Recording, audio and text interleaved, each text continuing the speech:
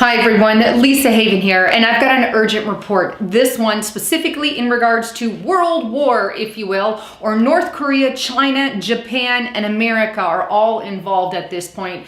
Not to mention Russia would probably fit in there somewhere as well. But lots is happening right now as there is talk on InfoWars that there might be a possible preemptive strike against Japan. And he even put a date. I don't like to put dates on anything, and these aren't my words. I want to just state that, but I want to share with you what InfoWars' Alex Jones is talking about, and I'll play the clip in a moment. But not only that, but an FBI director, I believe, Christopher Wray, is warning us that we need to prepare also for China.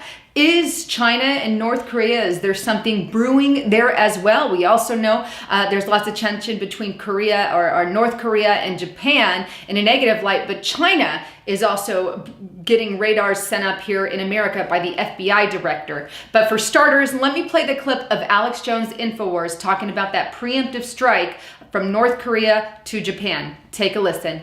North Korean chatter and preparations, both from human intelligence and signals, states that North Korea is at this time planning a preemptive strike against Japan, Tokyo, with ICBMs starting in the last 2 days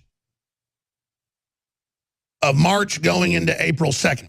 So anywhere within that 4 or 5 day period. And that everyone, especially families of armed service members, should not be traveling and should not be leaving the United States during that period. And because they don't want to officially put that announcement out, they want that announcement put out to this audience because you are seen as the most awake, patriotic Americans.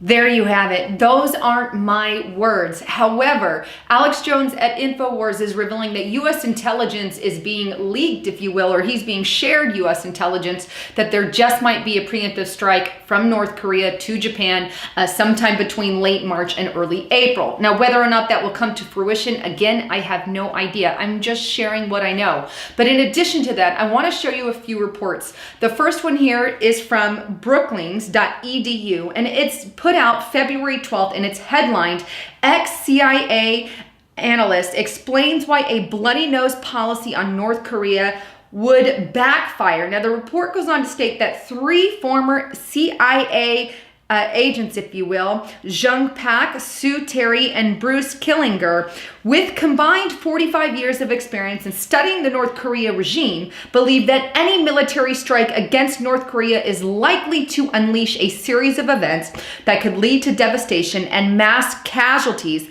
as well as undermine Washington's maximum pressure and engagement strategy. Now, here's another report on Infowars.com. This put out February 16th, all of this year, but a bloody nose strike on North Korea could begin with a cyber attack. Now, the Trump administration sets off nearly unprecedented scramble with an intelligence community as potential confrontation looms. Now, the report goes on to detail that the bloody nose strike against North Korea currently being debated within the White House could begin with a cyber attack. According to Foreign Policy's Jenny McLaughlin, current and former intelligence officials say the Trump administration has set off a nearly unprecedented scramble within the intelligence community as a potential confrontation with Pyongyang comes to a head. The first shot will be cyber, one of the former officials said. While the Pentagon has been tasked with drawing up plans for a possible military conflict, U.S. spy agencies have spent the last 6 months laying the groundwork for possible cyber attacks against the regime of Kim Jong-un. Huge, huge. Now, those reports both detail how evidently something's going on with the White House where they think there could be some kind of strike from North Korea, now to Japan, to America, obviously, but they're preparing for something. And that if some preemptive strike is taken against North Korea, then we could be looking at all-out chaos and war, at least according to some of the analysts that you read. Now, if you add a little flame to the fire, that we're also getting warnings of China. Check out this report. This is on businessinsider.com. The headline reads, the director of the FBI says the whole Chinese society is a threat to the United States and that Americans must step up to defend themselves. Now, the report states FBI Director Christopher Wray issued a dire warning about China's growing influence during a Senate Intelligence Committee hearing on Tuesday. He said there were a variety of ways China was implementing a plan to replace the United States as the global power. Please keep that in mind. They've been trying to do that for a while, and they're infiltrating all of our academics here in America. Keep that in mind. That's a huge point.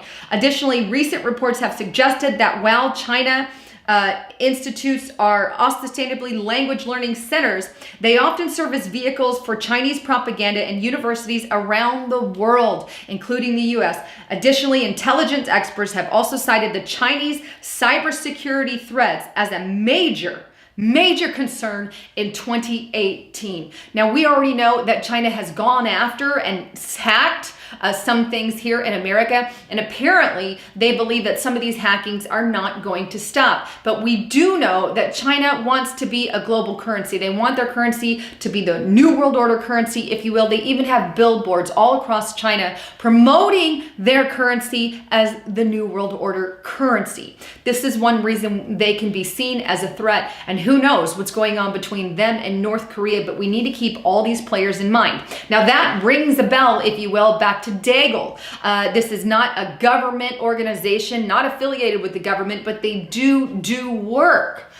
Create things, create very powerful things for the U.S. government and sell them to the U.S. government. Now, that being said, let's look at a few things. On the Daigle website, they do forecast of what United States of America or North Korea or Japan and China all look like for 2016. And then they forecast the future, if you will, and predict what we will look like in the year 2025. Now, let's start first with America, because you guys know this. I've shared it on my channel numerous times, but I'll throw this chart up. It's in the Daigle chart. You can see for the United States of America right now, 2016, at least we have 324 million people. By 2025, they believe that's going to go down to 54 million. Why? I'm going to tell you in just a minute. But let's go back and look at all four of the countries that are involved here. A second country that is involved is Japan. They're saying there could be some kind of preemptive strike or whatever. Well, Daigle predicts for Japan, right now it's at 127 million, at least for 2016.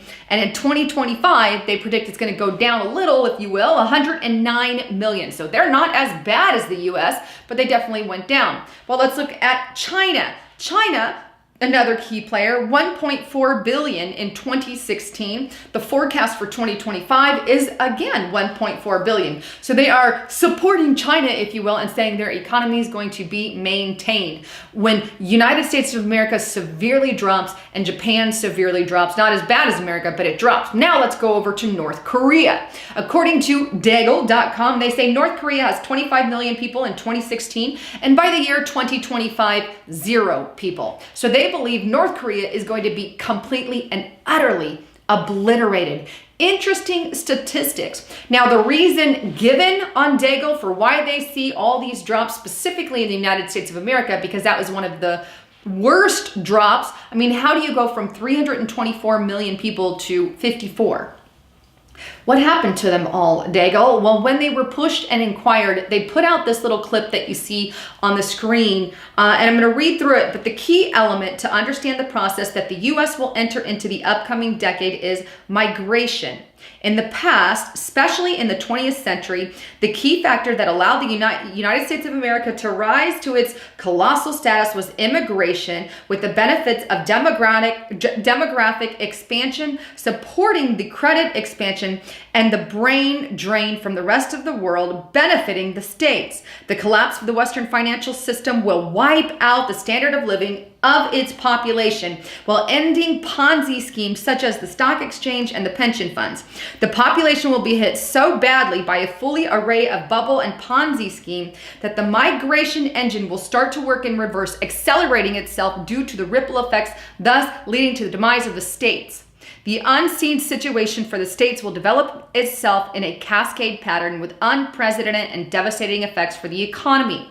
Jobs offshoring will surely end, with many American corporations relocating overseas, thus becoming foreign corporations. We see a significant part of the American population migrating to Latin America and Asia, while migration to Europe suffering a similar illness won't be relevant. Nevertheless, the death toll will be horrible. Then it goes on to link it to what went on with the Soviet Union, and it adds a little more there. You can kind of read the rest of that if you want, but in a nutshell, they say the economy is going to cause so much devastation that it's going to go down. They even talk about the possibility of a pandemic hitting, but basically economic turmoil, and I think you can even throw war into that, if you will. But again, these are not my predictions. This is the prediction from Daigle. I'm sharing with you because it's out on the internet and you need to know. And if Daigle wasn't a company that creates stuff and makes stuff for the government, then maybe, or does contract work for the government, then maybe it wouldn't be such a big deal. But when they have such a name stamped behind them, then it's something we absolutely need to pay attention to. These are huge, and they have their own little disclaimer on there saying what they believe it's going to be. Recap of it all, well, we have a possible preemptive strike from North Korea to Japan that's being predicted by U.S. intelligence, saying it could happen towards the end of March or beginning of April. So if you plan on traveling to Japan, you may want to hold off just in case. I don't know if it will. Additionally, we have tensions brewing with China, which according to FBI director, he's saying that we need to be very weary and scared, if you will, of China, because China wants to take out the US in order to be that global power. They want to be the money power of the entire world. This is something they've wanted for a very long time. So could they turn their backs, if you will, on United States and do some crazy stuff? Absolutely. It's not beyond this communist regime. Remember what kind of dictators that we're dealing with over there, and they surely don't like the president of the United States of America. So all that in a nutshell. Meanwhile, we have this fake Russia narrative going on, which they finally indicted, by the way, 13 people. This was like their plan B or C, I'm sure. This is ludicrous, where they're finally getting indictments, people not even affiliated with the Trump administration, people that had nothing to do with that, because they wanted to pin it on somebody. So you look and say squirrel while the FISA memo is behind you.